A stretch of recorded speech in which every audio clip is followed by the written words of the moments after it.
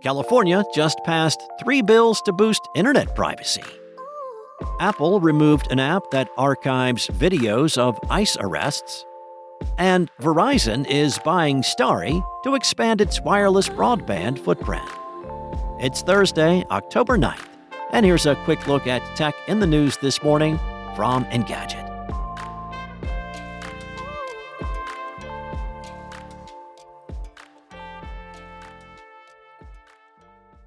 California has passed 3 new bills designed to boost privacy for internet users. The biggest one, AB 566, builds on a 2018 law by requiring web browsers to let users universally opt out of allowing third parties to sell their data. The original California Consumer Privacy Act from 2018 only let Californians opt out of third-party data sharing one site at a time. However, this bill, signed into law yesterday by Governor Gavin Newsom, requires web browsers like Chrome, Firefox, and Safari to allow users to opt out of all third-party tracking with a single setting. Consumer Reports policy analyst Matt Schwartz said this law will help people protect their personal data by allowing them to simply switch a toggle that tells businesses they cannot sell or share it. The bill was originally passed by the California legislature last month, but its signing by the governor was not necessarily a done deal. Newsom vetoed a similar bill last year for being overly broad, as it also applied to smartphone operating systems. He also said that major browsers already offer one-click opt-out for third-party data sharing, though Consumer Watchdog said at the time that none offer a universal way to decline data sharing. 2 other bills will also help internet users keep their data to themselves. SB 361 boosts the data broker registration law signed into law in October of 2023 by giving consumers more information about which personal information is collected by data brokers and who else might have it. AB 656, meanwhile, requires social media companies to make canceling an account straightforward and clear, while it triggers full deletion of the user's personal data. Apple has removed Eyes Up, an app that collects and archives videos of immigration, customs, and enforcement arrests. That's according to a report by 404 Media. The app's removal follows similar action taken against ICEBlock last week, an app that tracked ICE activity in an attempt to offer real-time alerts of when and where arrests were happening. Unlike ICEBlock, though, Eyes Up's main purpose was to serve as an archive, not a tool for eluding government agents. The app, which is still available via the web and the Google Play Store, archives videos of ICE arrests from a variety of different sources and plots them on an interactive map. Users can submit their own videos for inclusion and tap or click on individual map pins to view videos and download them for later use.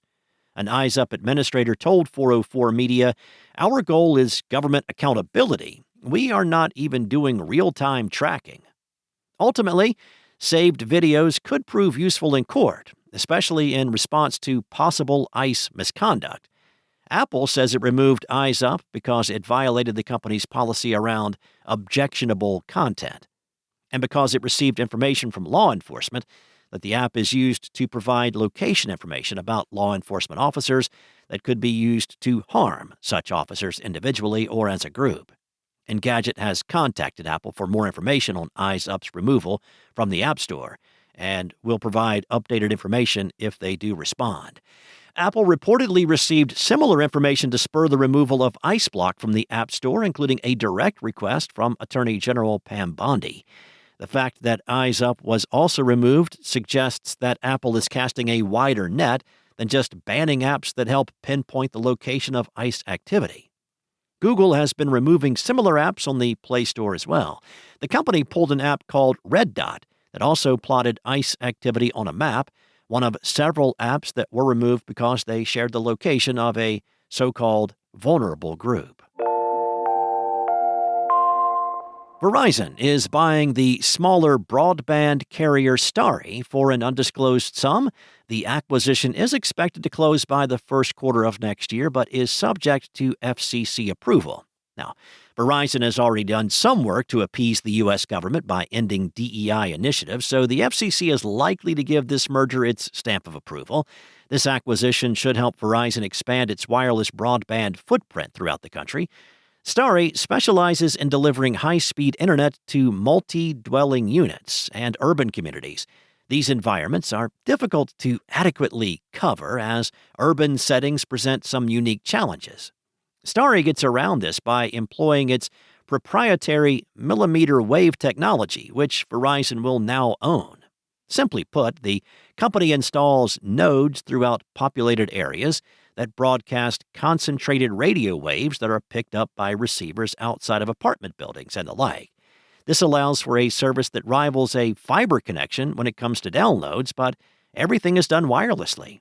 The company has experienced rapid growth these past several years, with more than 100,000 customers in cities like Boston, L.A., New York City, Denver, and D.C.